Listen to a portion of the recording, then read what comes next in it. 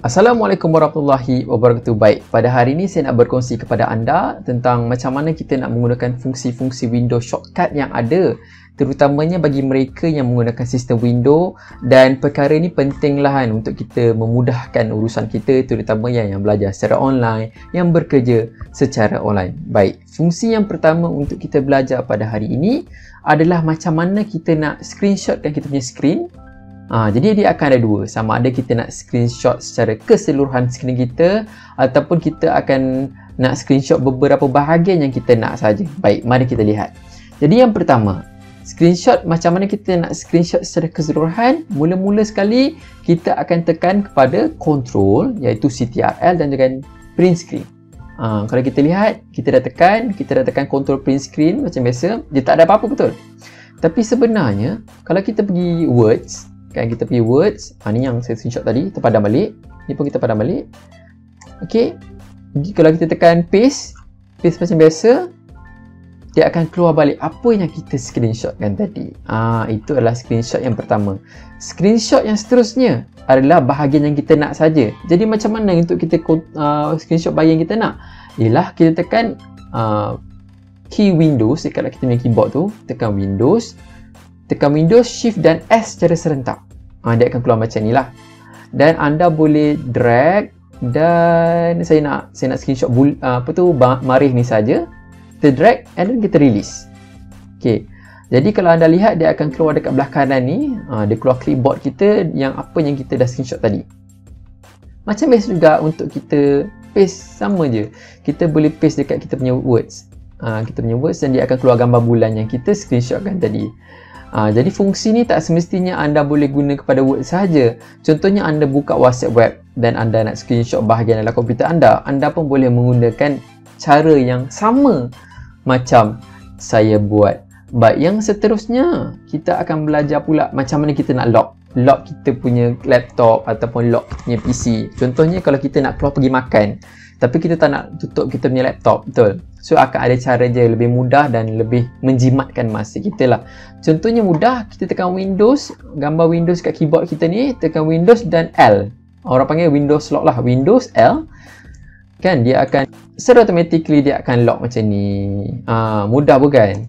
So bila kita dah nak kita login balik macam biasa, dia akan buka balik tanpa ada perubahan apa-apa pun yang berlaku. Jadi mudah kan? Jadi tamat yang Windows Lock, kita akan bergerak kepada yang seterusnya. Macam mana kita nak pergi kepada Windows Settings. Jadi kalau kita pergi Windows Settings ni, kalau secara normalnya lah, orang akan pergi kepada tempat carian ni, tekan Settings. Dan ataupun kita akan pergi pada Windows ni, kita cari Settings. Tapi sebenarnya ada yang lebih mudah daripada itu. Menggunakan shortcut key yang ada, tak memerlukan tenaga yang banyak. Tekan Windows dan tekan I. Dia akan keluar bermacam-macam jenis settings yang ada yang anda perlukan. Sebagai contoh, kita akan tengok dia dah buka. Dia ada sistem, dia ada device, phone, network dan sebagainya. Benda ni lebih memudahkan anda daripada anda kena cari dan type dan sebagainya. Jadi, tamat untuk Windows Settings. Kita akan bergerak kepada fungsi zoom and out, terutamanya di Google Chrome. Okay, contohnya, saya pergi Google Chrome. Kalau anda lihat kat sini ada Screen-O-Matic. Anda boleh tahu macam mana nak guna Screen-O-Matic ni dekat Ohana TVSS lah. Ada cara untuk kita menggunakan macam saya gunakan sekarang kan, untuk cikgu-cikgu terutamanya yang nak mengajar anak murid ataupun nak upload kepada YouTube, boleh tengok kepada video Ohana. Ada membuat video tentang Screen-O-Matic dan anda boleh buat recording macam saya buat. Okey, kita akan sambung balik. Macam mana kita nak menggunakan zoom and out, fungsi zoom and out dalam kita punya Google Chrome. Ada setengah orang, dia mungkin tak nampak beberapa perkataan yang dalam Google Chrome ni. Jadi macam mana kita nak dekatkan sikit dia punya gambaran tu kan? Mudah sahaja.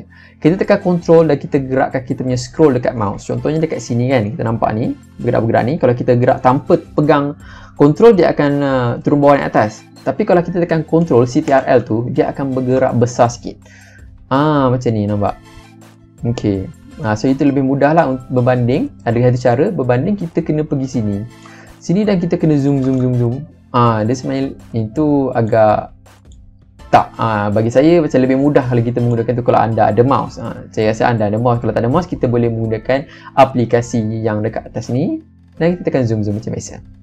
Jadi kita akan dah tamat tentang zoom in dan zoom out. Kita akan pergi pula macam mana kita nak screen record kita punya screen yang ada dekat laptop kita ni kan. Kalau macam sekarang kan, kita tak nak download apa-apa sebab laptop kita ni dah berat kan. Buat apa kita nak download macam-macam apps lagi kan. Dan saya yakin untuk Windows yang update, dia akan ada function ni lah yang lebih memudahkan, iaitu macam mana kita nak screen recording kita punya screen adalah tekan Windows dan G. Sebaik saja kita tekan, dia akan keluar macam ni. Kalau anda boleh lihat lah, function Windows G ni sebenarnya Windows Gaming, dia ada macam-macam fungsi yang anda boleh lihat. Contohnya kita akan boleh tengok performance CPU kita, GPU, VRAM dan RAM kita yang ada. Contohnya CPU kita adalah 57 yang ada FPS kita, frame rate kita naik ke turun. Kita boleh lihat kat sini, kita boleh monitor kan. Kalau contohnya video, contohnya laptop kita terlampau panas, CPU kita akan spike naik. Itu kita boleh tengok kita punya quality performance untuk kita punya laptop ataupun PC. Jadi macam mana kita nak screen record kita punya screen dekat laptop? Kat sini kita tengok ada audio, ada capture dan juga ada performance yang kat bawah ni performance. Kita terus kepada kita nak capture. Dia akan keluar macam ni. Bila anda nampak macam ni, kat sini yang pertama kita boleh screenshot. Kalau anda tengok kan, screenshot dia dah tulis dah Windows Alternative dan Print Screen untuk kita shortcut dia lebih mudah.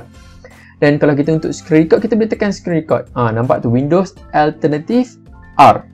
Dia akan record secara keseluruhan Windows yang anda ada lah.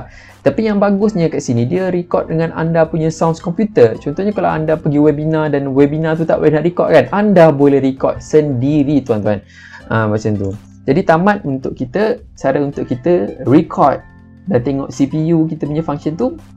Seterusnya, kita akan pergi macam mana kita nak create emoji dekat kita punya laptop. Kalau kat handphone kan ada banyak emoji kita nak ber-WhatsApp dan sebagainya kan. Tapi sebenarnya dekat Windows pun ada sebenarnya. Ramai orang yang terlepas pandang tentang perkara ini dan tak apa, saya akan tunjukkan dekat anda semua. Jadi sebagai contoh, kita tekan emoji yang kita tahu, yang kita ingat memang smiley face je lah, betul? Macam ni je kan. Tapi sebenarnya ada banyak lagi dekat dalam Windows ni. Cara dia, kita tekan Windows dan kita tekan titik. Kita tekan titik, dia akan keluar banyak lagi variasi emoji-emoji yang ada lah. Bukan setakat emoji sahaja, tapi ada juga simbol, ada juga kaomoji. Ni emoji lama. Dan juga emoji yang paling update. Anda boleh juga download macam-macam emoji menggunakan Windows. Alright, jadi tamat untuk kita pergi mempelajari emoji. Yang seterusnya kita akan tahu pula macam mana kita nak tutup laptop kita dengan lebih mudah. Macam mana kita nak tutup laptop kita dengan mudah? Senang sahaja. Kita tekan ALT, Alternative, dan F4. Kita tekan F4, dia akan keluar macam inilah. Kejap Alternative F4, dia akan keluar macam gini. Mudah bukan? So kat sini anda boleh tekan bawah dan atas dekat anda punya keyboard. Dia akan keluar option-option seperti restart, shutdown, sleep dan juga sign out. Tapi pada hari ini saya tak nak tutup lagi lah. Kalau tutup, habis saya punya video kan. Kat sini lebih memudahkan urusan-urusan anda. Kita boleh shutdown lah, tapi kat sini jangan shutdown dulu. Jadi setakat itu sahaja perkongsian saya pada hari ini. Semoga video ini dapat dipanjangkan kepada guru-guru ke yang mungkin memerlukan ilmu sedikit tentang ini, ataupun kepada pelajar-pelajar yang sedang nak memudahkan urusan mereka. Jadi setakat itu sahaja perkongsian saya pada hari ini. Assalamualaikum.